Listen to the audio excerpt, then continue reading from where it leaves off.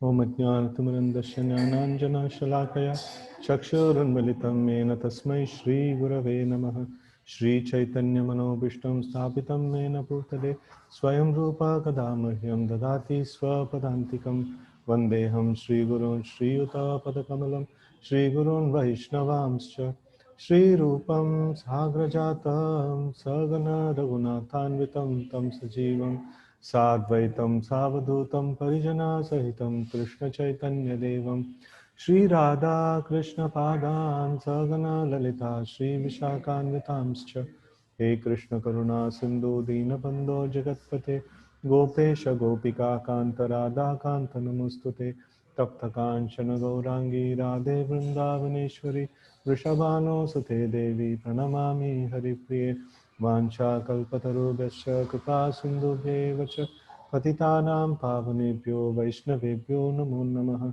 Jai Shri Krishna Chaitanya Prabhu Nityananda Shri Advaita Gadadara Shri Vasadi Gaura Bhaktavrinda Hare Krishna Krishna Krishna Hare Hare Hare Rama Rama Rama Hare Hare. So we just finished the Chatushloki Bhagavatam. So now we are starting with the next set of slokas, which is like the Supreme Lord is speaking after he spoke the four slokas. So he is advising further to Lord Brahma. So let us see what is he saying here. Etan matam samastit sorry samatishta paramena samadhina bhavan kalpa vikalpeshu na vimuhyati karhichit. O Brahma, just follow this conclusion by fixed concentration of mind, and no pride will disturb you, neither in the partial nor in the final devastation. Purport. As in the Bhagavad Gita, the 10th chapter, the personality of Godhead Lord Krishna has summarized the whole text in 4 verses, namely Aham Sarvasya Prabhavo, etc. So the complete Srimad Bhagavatam has also been summarized in 4 verses as Aham Eva Sameva Agre. So this is the same thing like in Bhagavad Gita also there is a Chatushloki Bhagavad Gita. So that starts with the Aham Sarvasya Pavo Matta Sarvam Pravartate Iti Matva Bhajante Ma Buddha Bhava Samandita. So the same way, like here also this 4 slokas actually it summarizes the entire Bhagavatam.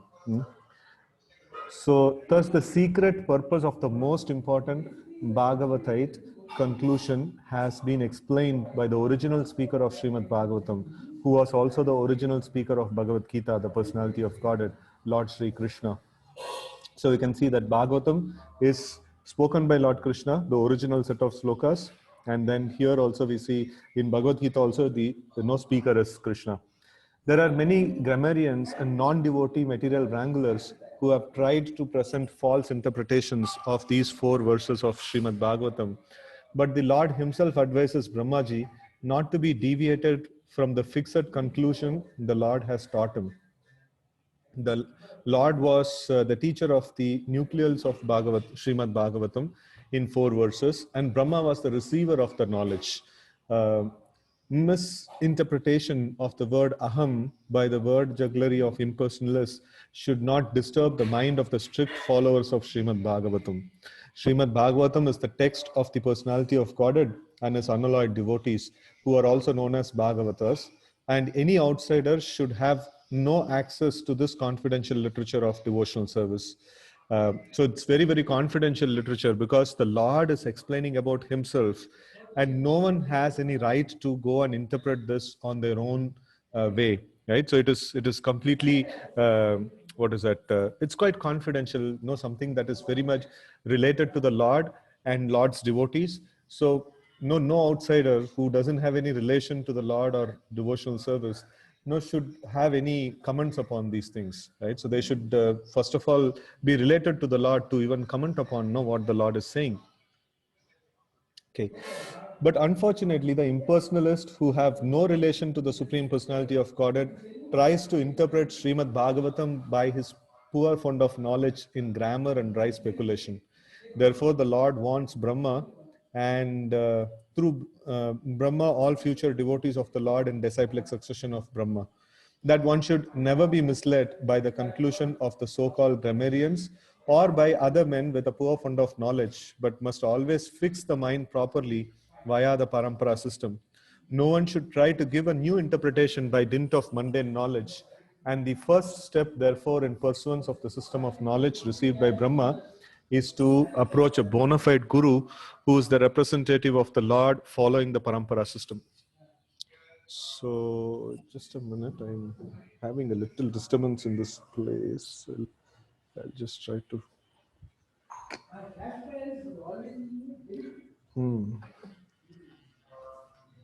Just a minute.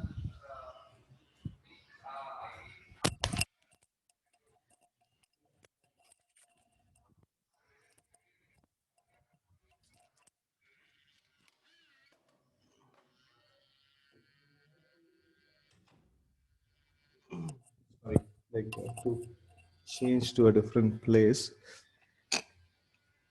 Okay. So, okay. So no one should try to squeeze out his own meaning by imperfect mundane knowledge. The guru or the bona fide spiritual master is competent to teach the disciple in the right path with reference to context of all authentic Vedic literature. He does not attempt to juggle words to bewilder the student. The bona fide spiritual master, by his personal activities, teaches the disciple the principle of devotional service. Without personal service, one would go on speculating like the impersonalist and dry speculators life after life and would be unable to reach the final conclusion. By following the instructions of the bona fide spiritual master in conjunction with the principles of revealed scriptures, the student will raise to the plane of complete knowledge, which will be exhibited by the development of detachment from the world of sense gratification. So this is one of the aspects of progress in Krishna consciousness. Naturally, this aspect of detachment should come in the heart, right? So, Bhaktir Paresha Anubhava Viraktir Anyatra Cha Anyatra Chaisa Trika Eka Kala Prapadyamana Shetashnata Shush Tushti Pushti Shuddhapayo Nugasha. So we can see that when bhakti, when the process is followed nicely, then bhakti, paresha, anubhava, and virakti, all these three things will come. So bhakti means the devotion to the Lord, paresha, anubhava is the direct experience of the Lord, and then virakti is the detachment from the worldly things. So these things must happen. So that is a proof of one's executing bhakti properly. So the mundane wranglers are surprised that one can detach himself from the world of sense gratification, and thus any attempt to be fixed in God realization appears to them to be mysticism. This detachment from the sensory world is called Brahma Bhuta stage of realization, the preliminary stage of transcendental devotional life, that is Parabhakti. So this detachment and this this Brahma Bhuta stage is defined in like Bhagavad Gita, Brahma Bhuta Prasannatma na soshati na kangshati. So that means there is no lamentation or soshati or kangshati. So hankering and lamentation is absent in such a person. So that is the preliminary stage of transcendental devotional life. So after a person attains the Brahma Bhuta stage, there is many more stages to cross. But at least this is a very, very good ground to cover, that to be completely freed from the lamentation and hankering. So it is also mentioned that the Lord becomes very, very pleased and very attracted to a person who is not affected by the lamentation and hankering. So if a person is very much affected by the lamentation and hankering, why this has happened, why that has not happened, oh, I must get this in my life and things like that.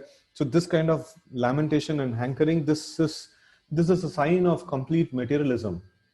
So a devotee should become shanta.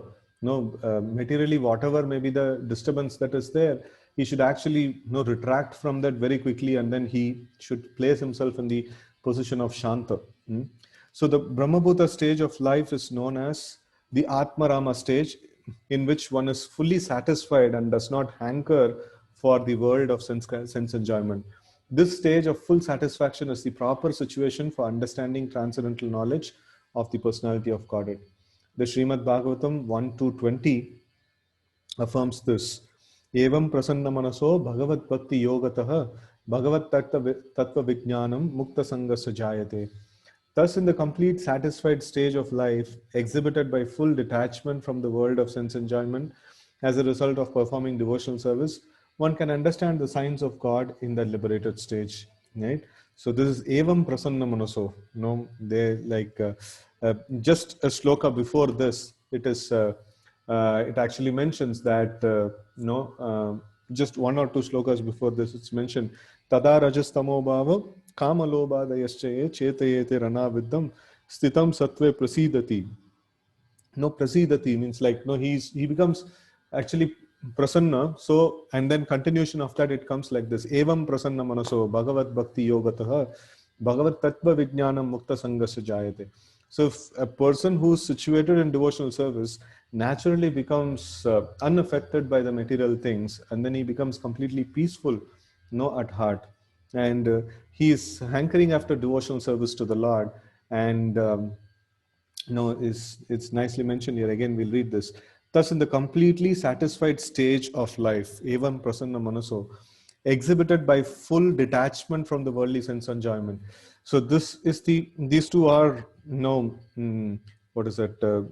It comes together actually.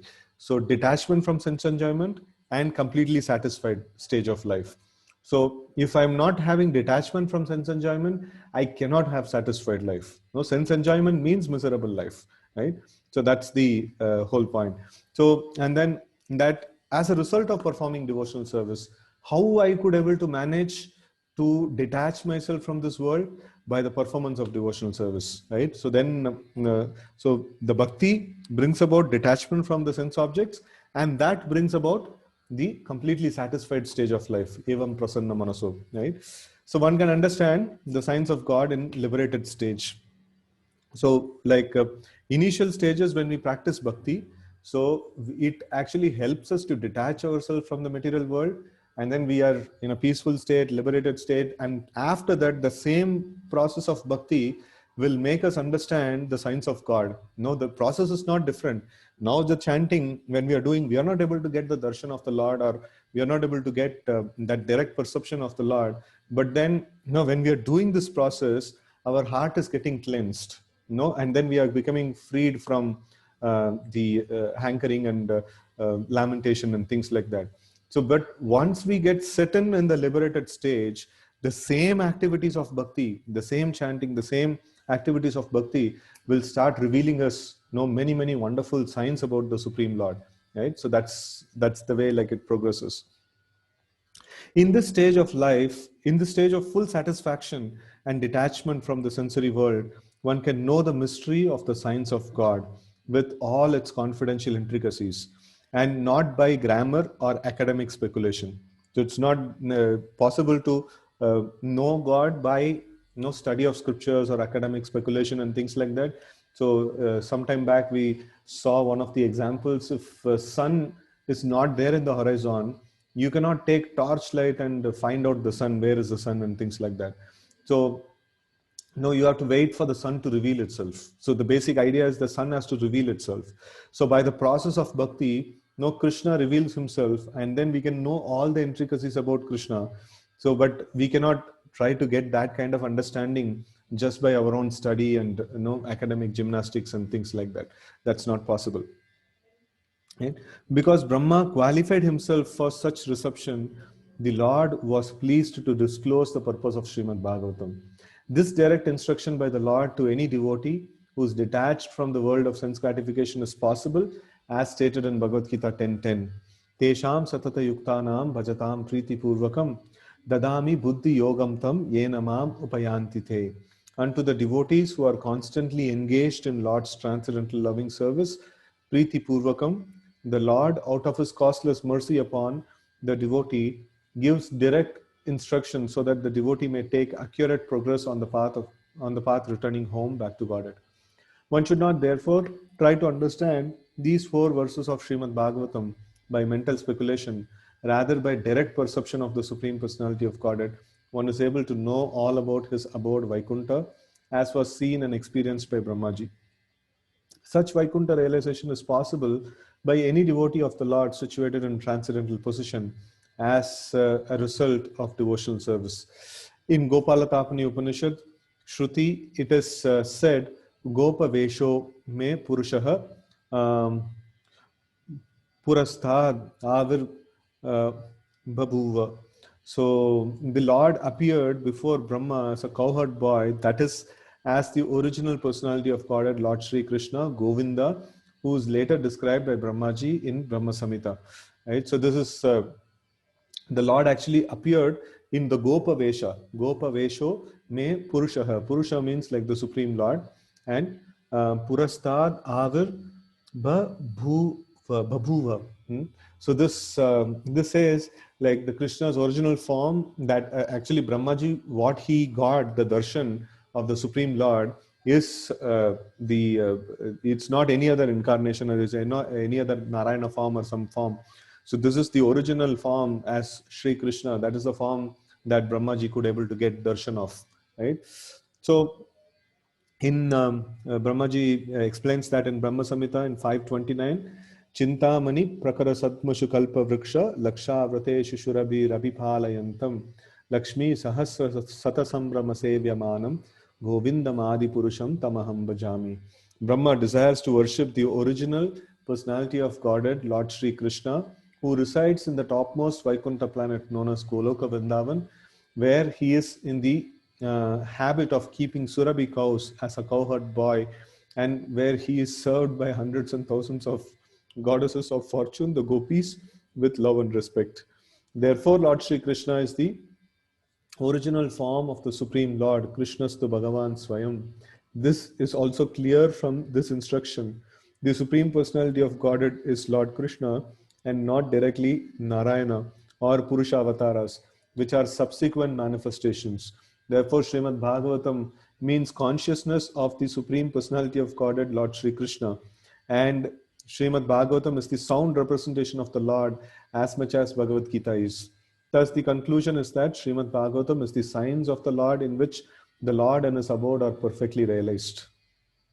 So, Bhagavatam, the whole goal of Bhagavatam is to bring us to the point of Krishna consciousness, and it is directly talking about Lord Krishna, though it may, Srimad Bhagavatam may be discussing about so many different incarnations of the Lord, but then, it is having a strong this strong thread of Krishna consciousness throughout, everywhere. So that's how Srimad Bhagavatam actually, goes on, right? So text 38, we will see. Shri Shuka Uvacha Sampradishyaivam Ajano Jananam Parameshtitam Pashyatastasya Tadrupam Atmano Atmano Nyur. Just a moment. Nyarunadarihi. Okay. Translation. Shukadev Goswami said to Maharaj Parikshit, the Supreme Personality of Godhead Hari, after being seen in his transcendental form, instructing Brahmaji, the leader of living entities, disappeared. So after reciting the Chatushloki and then giving a concluding word, so he just disappeared from the place. Purport. In this verse, it is clearly mentioned that the Lord is Ajanaha, or the Supreme Person, and that he was showing his transcendental form, Atmano Rupam, to Brahmaji while instructing him in the summarization of Srimad Bhagavatam in 4 verses. He is Ajanaha, or the Supreme Person, amongst the Jananam, or all persons. So he is the Supreme Person amongst all the living entities. All living entities are individual persons, and amongst all such persons, Lord Hari is supreme, as confirmed in Shruti Mantra, Nityo Nityanam Chetanas Chetananam. So there is no place for the impersonal feature in the transcendental world as there are impersonal features in the material world. Whereas there is Chetana, or knowledge, the personal feature comes in. Whenever there is Chetana or knowledge, the personal feature comes in. In the spiritual world, everything is full of knowledge, and therefore everything in the transcendental world the land, the water, the tree, the mountain, the river, the man, animals, the bird, everything is of the same quality, namely Chetana. And therefore, everything there is individual and personal. So this is very important point. So in our worldly experience, we have experience of spirit and we have experience of matter. So both spirit and matter exist. But in the spiritual world, it's full of Chetana, full of it is like Chit Vaibhava of the Lord. It is full of consciousness. Every single entity in the spiritual world is completely conscious. There is no dull matter over there. There is no external energy of the Lord, or there is no three modes of nature over there. So it's fully, like spiritual. The whole spiritual world is fully spiritual. Even dust particles over there are conscious. Every single thing that is there over there is conscious. So we will see that in the Damodar Leela, like we are going to approach the this Damodar month very soon. So at the time we will see even the milk, which was boiling in the stove of Mother Yashoda, it also had consciousness. So that's how the spiritual world is. It's a very, very fantastic world where you will see a lot of fantasy over there. Like everything, trees can move, the mountains can move, like everything is fully conscious, over there, right? So that's really a very, very fantastic kind of an atmosphere and environment over there, right? So Srimad Bhagavatam gives us this information as the supreme Vedic literature, and it was personally instructed by Supreme Personality of Godhead to Brahmaji, so that the leader of the living entities might broadcast the message to all in the universe in order to teach the supreme knowledge of Bhakti Yoga. Brahmaji in his turn instructed Narada, his beloved son, the same message of Srimad Bhagavatam, and Narada in his turn taught the same to Vyasadeva, and who again taught it to Shukadev Goswami. Through Shukadev Goswami's grace and by the mercy of Maharaj Parikshit, we are all given Srimad Bhagavatam perpetually to learn the science of the absolute personality of Godhead Lord Krishna. So this is how in Parampara this message actually comes down. So Dharmam tu Sakshat Bhagavat Pranitam. So the Dharma or the religious principles are directly spoken by the Supreme Lord. It cannot have any other origin. And here we can see the Bhagavatam has its origin in Supreme Lord, and Bhagavad Gita, the other scripture that we have, is also has its origin in the Supreme Lord. In fact, all the Vedic knowledge, everything is having its origin in the Supreme Lord. Tene Brahma Hridaya Adi Kavaye. So it is like it's the Lord who imparted the Vedic knowledge into the heart of Lord Brahma in the beginning of creation.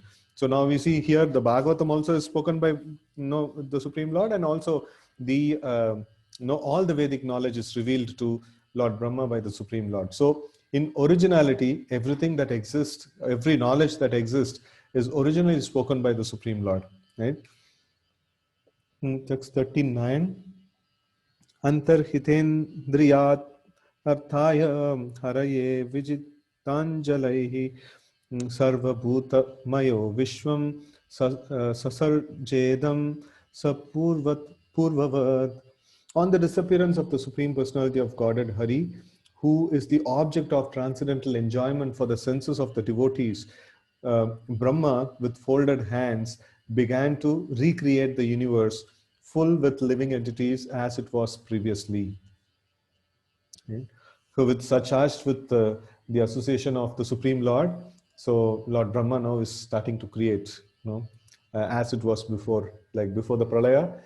So every time Lord Brahma's job is the same thing, like he has to, every time at the end of his day, like everything will be destroyed, and then the next day when he begins, like every single day Brahma wakes up, the first thing that he has to do is he has to create the entire 14 planetary system. So it's like huge task that needs to be done.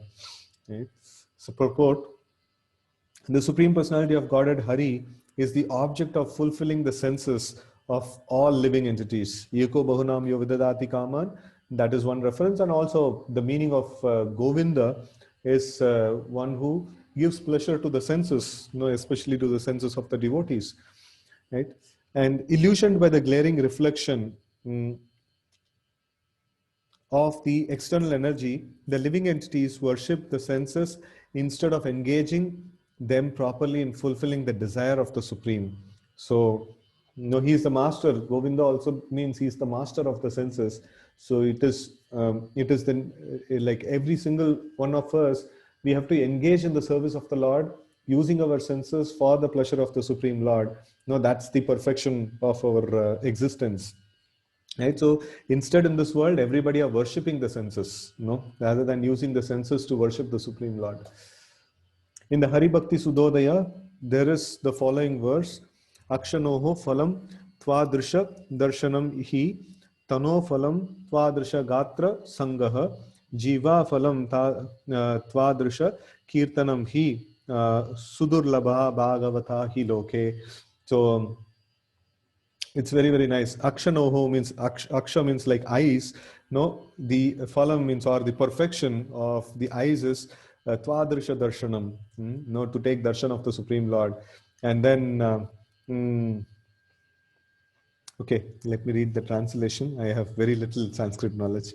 Anyways, so, O devotee of the Lord, the purpose of the visual sense is fulfilled simply by seeing you.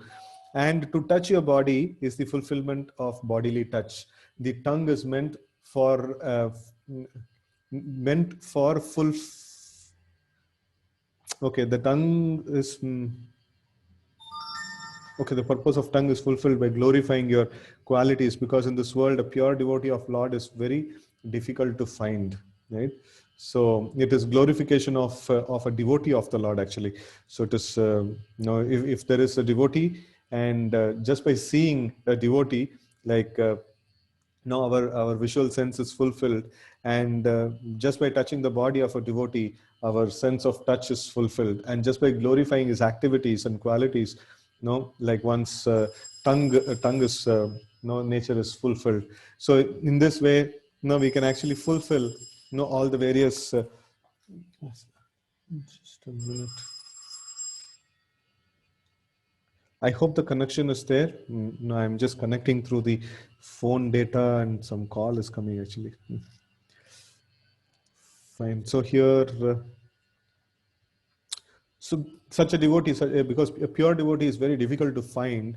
So these various this ones, like just by seeing him or touching him or glorifying about him, is very, very auspicious actually. Okay, so originally the senses of the living entity were awarded for this purpose, namely to engage them in the transcendental loving service of the Lord, or that of his devotees. But the conditioned souls, illusioned by material energy, became captivated by sense enjoyment. The original purpose of the senses is for engaging in the service of the Lord or his devotees. That's the original purpose of the senses. But then, the living entities in the material world, they don't have any information about it, or they're just not interested in it. So like this is it's just like whenever we go to join an organization, so all the facilities that are given there, it is for a car may be given, a driver may be given, a nice work environment may be given. So everything is meant for fulfilling the purpose of the organization, and not for one's personal purpose. So that is the very same thing here also. Everything, all the senses and every facility here in the material world is given for fulfilling the purpose of the Supreme Lord, and not for sense enjoyment. So somehow we have all become, in the material world, everyone has become this exploiter of God. They just want to exploit God for their own purposes. Therefore, the whole process of God consciousness is meant to rectify the conditional activities of the senses, and to rearrange them in the direct service of the Lord. Lord Brahma thus engaged his senses in the Lord by recreating the conditioned living entities to act in the recreated universe. This material universe is thus created and annihilated by the will of the Lord. It is created to give the conditioned soul a chance to act, to return home back to Godhead. And servants like Brahmaji, Naradji, Vyasji, and their company become busy with the same purpose of the Lord. That is to reclaim the conditioned souls from the field of sense gratification and return them to the normal stage of engaging the senses in the service of the Lord. Instead of doing so, that is converting the actions of the senses, the impersonalists began to make the conditioned souls senseless, and the Lord also senseless, right?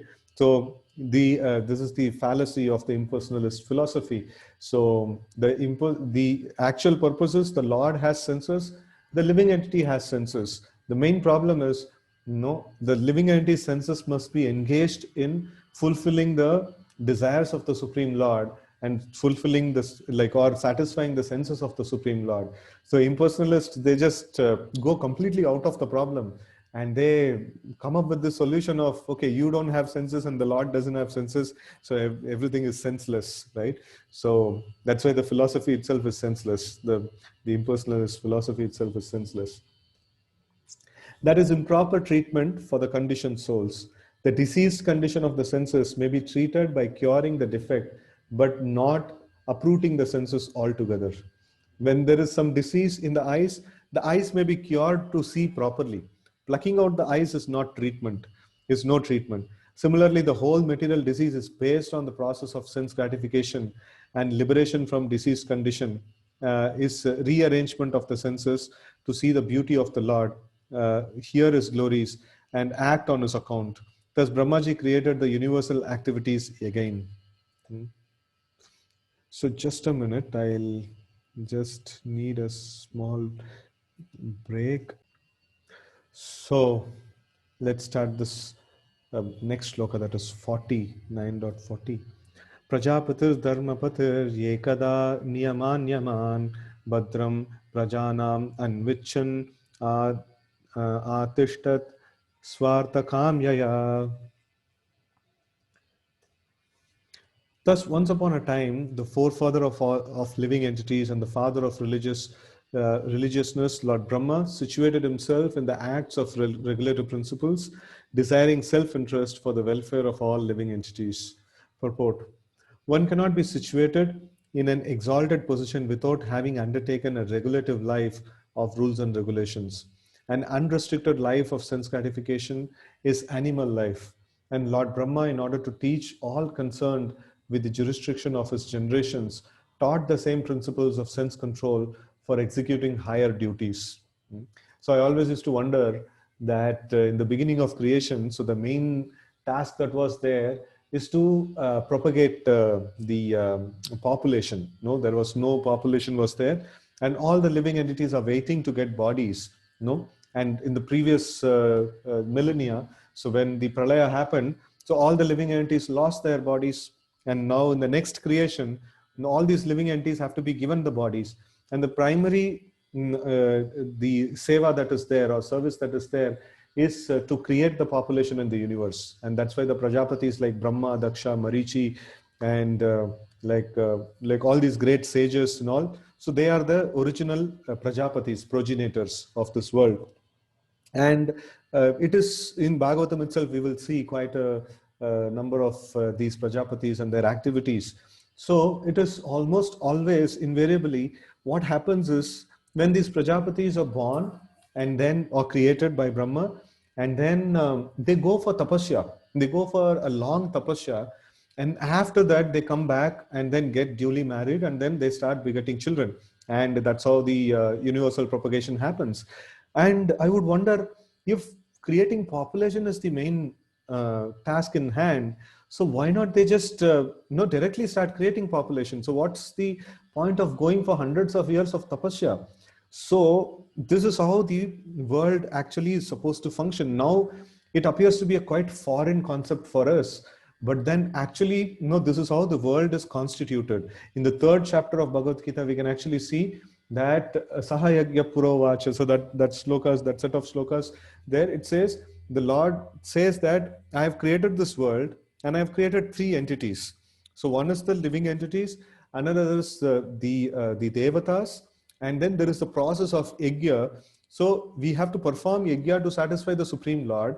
And if we satisfy the Supreme Lord, then through the agency of the devatas, we will be supplied all that is necessary for us, for our peaceful livelihood. Right? So this is the way of universal arrangement. So right now we have changed that. Okay, like, no, if you want something in your life, so you are there and your employer is there. You have to go to, go for a job, and then if you work there, he will give you some money and you can enjoy. So that's, this same concept the Lord also established, but then we rejected the Lord's concept and we have created our own some faulty concepts and things like that, and we have to go through so much of struggle and trouble and things like that.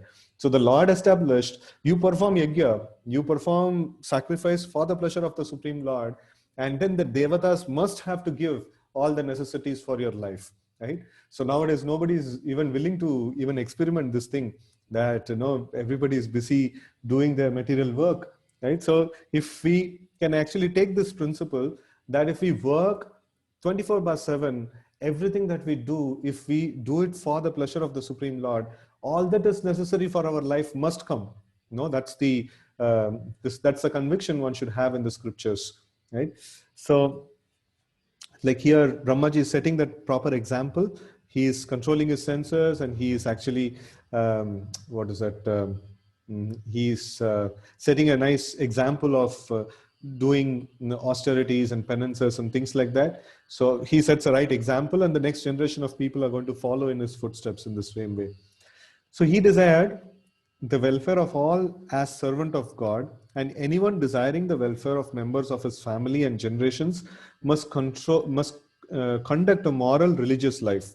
The highest life of moral principles is to become a devotee of the Lord, because a pure devotee of Lord has all good qualities of the Lord. Yashasti bhaktir bhagavati kinchana sarvair gunais tatra samasate suraha. Right? So on the other hand, one who is not a devotee of the Lord, however qualified he may be in the mundane sense of term, cannot be qualified with any good qualities worthy of the name, right? Hara vabhaktasya kuto mahat gunan, right? So that's the point that is mentioned. The pure devotee of the Lord, like Brahma, and persons in the chain of disciplic succession, do not do anything to instruct their subordinates without acting accordingly themselves. So all of them, they walk their talk. They first do in their own personal lives, and then they teach the principles. So that's how these great personalities are.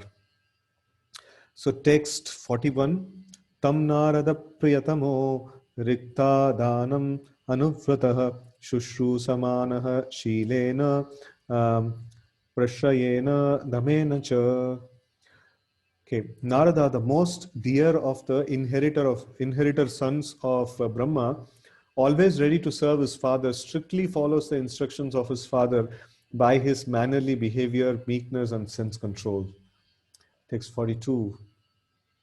Mayam vividishan Vishnor Maye Sasya Mahamunihi Mahabhagavato Rajan Pitra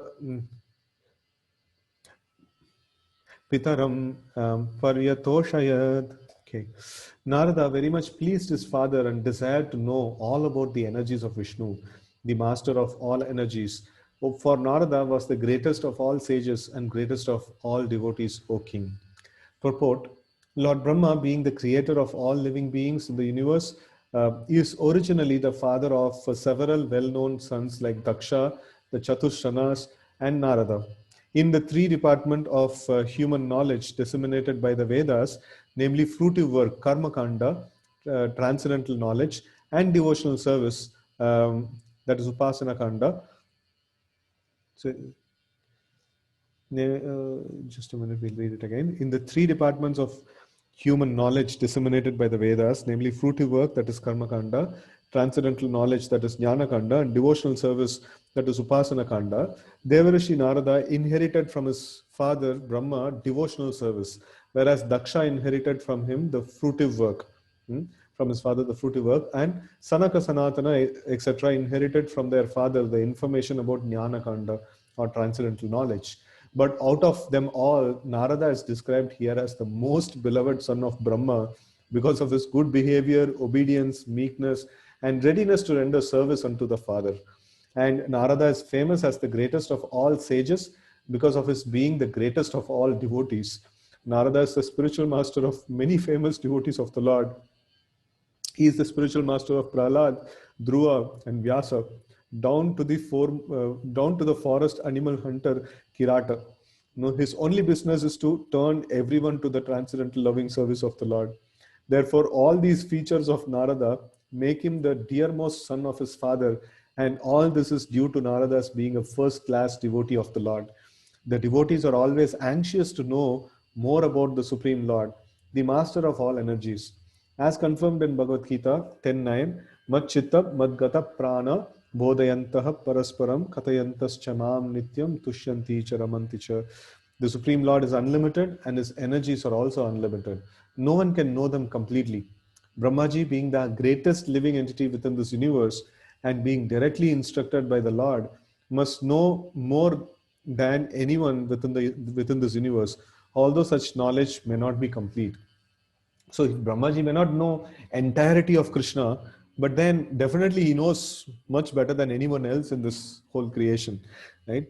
Thus, it is the duty of everyone to ask about the unlimited Lord from the spiritual master in the disciplic succession of Brahma, which descends from Narada to Vyasa, from Vyasa to Shukadeva, and so on, right?